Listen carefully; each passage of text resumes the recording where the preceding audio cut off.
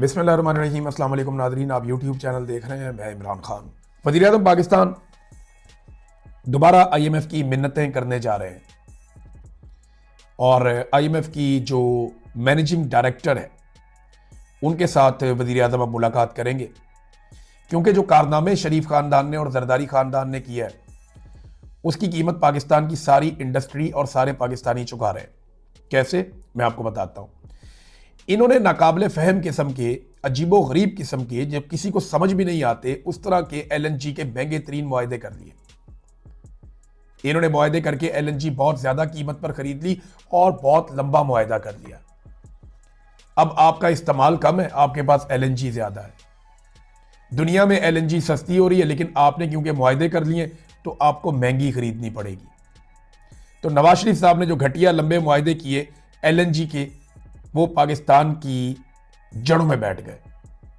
फिर इन्होंने IPPs के अजीबो गरीब किस्म के मुआहदे किए कि IPPs को लाकर बैठा दिया, आप बिजली बनाएं या ना बनाएं, हम आपको पैसा देंगे, हर महीने बिल आपको मिलेगा।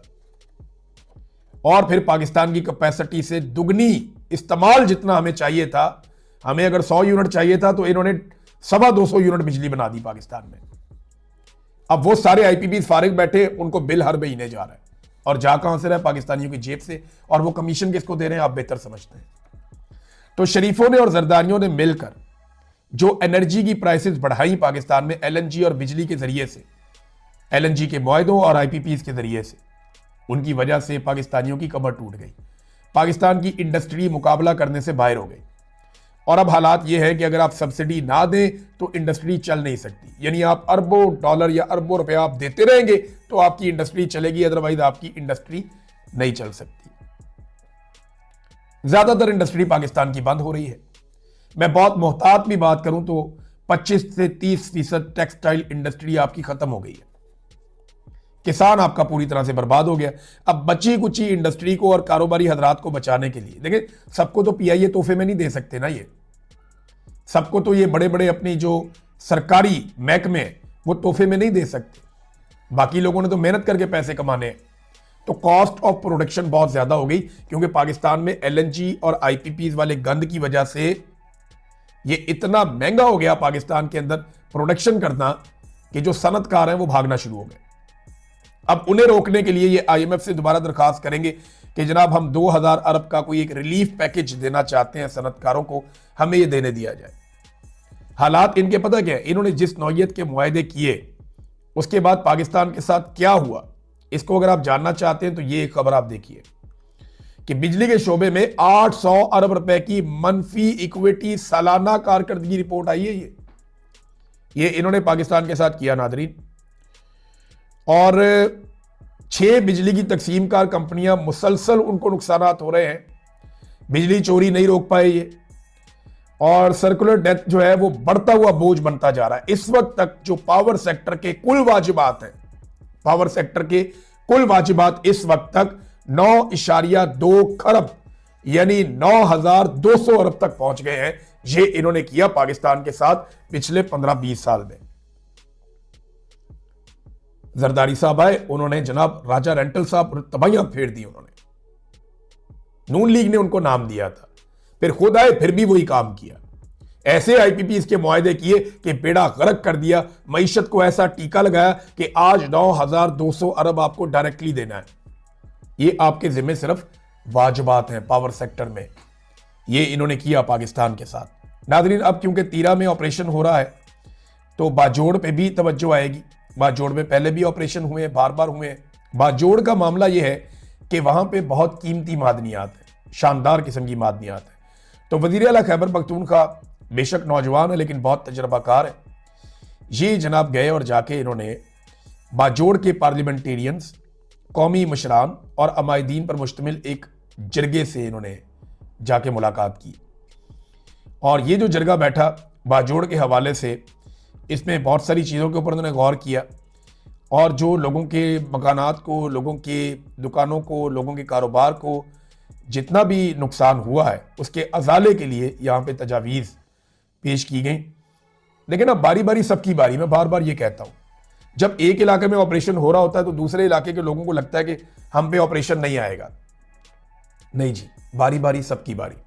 जहां जहां वसाइल होंगे वहां वहां पे मसाइल आएंगे, जहां जहां पे मादनियात होंगी वहां वहां पे लड़ाई पहुंचेगी। देखिए ना, वेनेजुएला में क्या था, लड़ाई पहुंच गई ना। क्यों पहुंची? मादनियात हैं, तेल है। ईरान में, इराक में, लीबिया में क्या था? तेल था ना, लड़ाई पहुंच गई।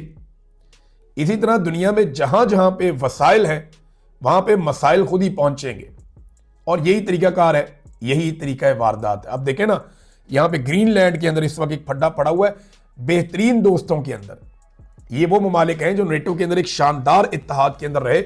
इन्होंने दुनिया में जहां चाहा इन्होंने अटैक किया, और जो मकासद इनको दरकार थे इन्होंने अपने अचीव किए। लेकिन आज उनके बीच में एक कन्फ्लिक्ट है, वजह ग्रीनलैंड। तो ग्रीनलैंड में क्या है? मादनियात, वसाइल। तो वसाइल के हुसूल के लिए मसाइल पैदा हो जाते हैं। अचकज़ई साहब ने चंद बड़ी इंपॉर्टेंट बातें की हैं, मैं चाहूंगा कि आपके साथ जरूर शेयर करूं। उन्होंने कहा जी, इस तमाम सूरत हाल का वाहिद हल जो है, ये कराची के अंदर क्योंकि एक तहरीक तहफ़्फ़ुज़ आईन पाकिस्तान की मीटिंग हुई, तो उन्होंने कहा इस तमाम सूरत हाल का वाहिद हल जमहूरियत है। हमें ऐसी जमहूरियत चाहिए जहां छोटी कौमें भी बोल सकें, जहां इख्तलाफ राय को जुर्म ना समझा जाए, जहां नाइंसाफी घरों को उजाड़ने की बजाय इंसाफ खुशहाली लाए। नाइंसाफी भाइयों को लड़ा देती है, मुआशरे को तोड़ देती है और बदएतमादी को जन्म देती है। किसी ने दुरुस्त कहा था कि पाकिस्तान कौमों का एक कैद खाना बन चुका है, पिंजरा है, चाहे वो सोने का हो या जवाहरात से सजा हुआ हो, पिंजरा आखिर पिंजरा ही होता है। आज़ादी के बगैर कोई कौम तरक्की नहीं कर सकती। फिर अचकज़ई साहब ने कहा कि अंग्रेज़ों ने सड़कें भी बना दी थी, रेलवे भी बना दिए थे, तालीमी इदारे भी बना दिए थे, मगर फिर भी हम गुलामी पर मुतमईन नहीं हुए थे, क्योंकि हमें इज्जत के साथ जीना था। 13 अगस्त 1947 को हमने एक बावकार कौम थे हम, मगर चंद फैसलों ने हमें उस रास्ते से हटा दिया। एक कुरान, एक इस्लाम, एक कौम और एक पाकिस्तान का नारा तभी कामयाब हो सकता है जब इसकी बुनियाद इंसाफ पर हो, और बदकिस्मती से वो बुनियाद मजबूत नहीं की जा सकी। महमूद खान अचकज़ई ने कहा कि बदकिस्मती से वाहिद मुल्क है जहां पे ज़मीर बेचने वाले को अच्छा शहरी समझा जाता है और सच बोलने वाले को मुजरिम ठहरा दिया जाता है। वफादारियां बेची जाती हैं और यही सबसे बड़ा हुनर समझा जाता है। कायदे आज़म ने अपनी ज़िंदगी में एक बात से खबरदार किया था कि ज़मीर फरोशी इस मुल्क को खोखला कर देगी, और आज हम वही मंजर देख रहे हैं। जब से पाकिस्तान बना है मुश्किलात का शिकार है, लेकिन जो सूरत आज है वो हमारी अपनी गलतियों, बदउनवानियों और गरूर और तकब्बुर और लालच का नतीजा है। आज पाकिस्तान एक ऐसे जहाज की तरह हो गया है जो अपना सिमत खो चुका है। हमने ये तहरीक उस वक्त बनाई जब हमें अंदाजा हो गया था कि आइन और जमहूरियत पर हमले होने वाले हैं। एक ऐसी हुकूमत आ रही है जो आइन को मनफी अंदाज में मुतासर करेगी, और वो हुआ भी। सबने देखा कि आइन का इन्होंने बेड़ा गर्क कर दिया। इंतखाबात के दौरान जो कुछ हुआ वो आपने भी देखा और हमने भी देखा।